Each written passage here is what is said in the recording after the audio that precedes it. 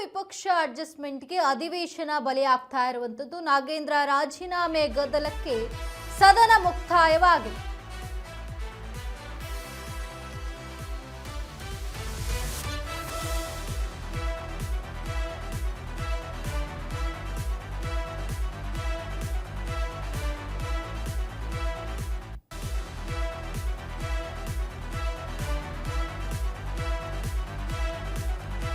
ಆಡಳಿತ ವಿಪಕ್ಷ ಅಡ್ಜಸ್ಟ್ಮೆಂಟ್ಗೆ ಅಧಿವೇಶನ ಬಲಿಯಾಗ್ತಾ ಇರುವಂತದ್ದು. ಇನ್ನು ನಾಗೇಂದ್ರ ರಾಜೀನಾಮೆಯ ಪಟ್ಟಣ ಹಿಡಿದಿದ್ದಾರೆ ಬಿಜೆಪಿ ನಾಯಕರು. ಈ ಕುರಿತಾಗಿ ಇನ್ನು ರಾಜೀನಾಮೆ ಗದ್ದಲಕ್ಕೆ ಸದನ ನಿನ್ನೆಯಷ್ಟೇ ಮುಕ್ತಾಯವಾಗಿದೆ.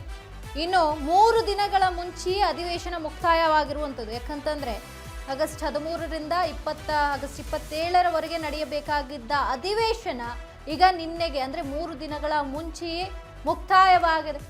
ಇನ್ನು ಅಭಿವೃದ್ಧಿಗಿಂತ ಸ್ವಹಿತಾಸಕ್ತಿಯೇ ಇವರಿಗೆ ಹೆಚ್ಚಾಯ್ತಾ? ಹಾಗಾದ್ರೆ ಹಗರಣಗಳ ಬಗ್ಗೆ ಚರ್ಚೆ ನಡೆದಿದ್ರೆ ಸರ್ಕಾರಕ್ಕೆ ಡ್ಯಾಮೇಜ್ ಆಗೋದಂತೂ ಪಕ್ಕ. ಇನ್ನು ಬರ, ಅನುದಾನ, ಬಿಡದಿ, ಟೌನ್ಶಿಪ್, ನೈಸ್ ಅಕ್ರಮ ಸೇರಿದಂತೆ ಸಾಕಷ್ಟು ವಿಚಾರಗಳಿದೆ ಅಧಿವೇಶನದಲ್ಲಿ ಚರ್ಚೆ ಮಾಡಲಿಕ್ಕೆ.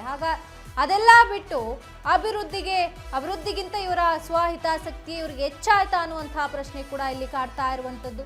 ಇನ್ನು ಕೆಪಿಎಸ್ಸಿ ಹಗರಣ ಸೇರಿ ಸಾಲು ವಿವಾದಗಳಿದ್ರೂ ಕೂಡ ಯಾವುದ್ರ ಬಗ್ಗೆ ಚರ್ಚೆ ಮಾಡದೆ ಕೇವಲ ನಾಗೇಂದ್ರ ರಾಜೀನಾಮೆಯನ್ನ ಇಟ್ಕೊಂಡು ಬಿಜೆಪಿ ಅವರು ಕಾಲಹರಣ ಮಾಡ್ತಾ ಇರುವಂತಹ ಆರೋಪ ಕೇಳಿ ಬಂದಿರುವಂತದ್ದು. ಇನ್ನು ಬಿಜೆಪಿ ಅಹೋರಾತ್ರಿ ಧರಣಿಗೆ ಅಲರ್ಟ್ ಆದ ಕೈ ಸರ್ಕಾರ 3 ದಿನ ಇರುವಾಗಲೇ ಸದನ ಮುಕ್ತಾಯ ಮಾಡಿದೆ ಅನ್ನುವಂತಹ ವಿಚಾರ ಕೂಡ ಕೇಳಿ ಬರ್ತಾ ಇದೆ.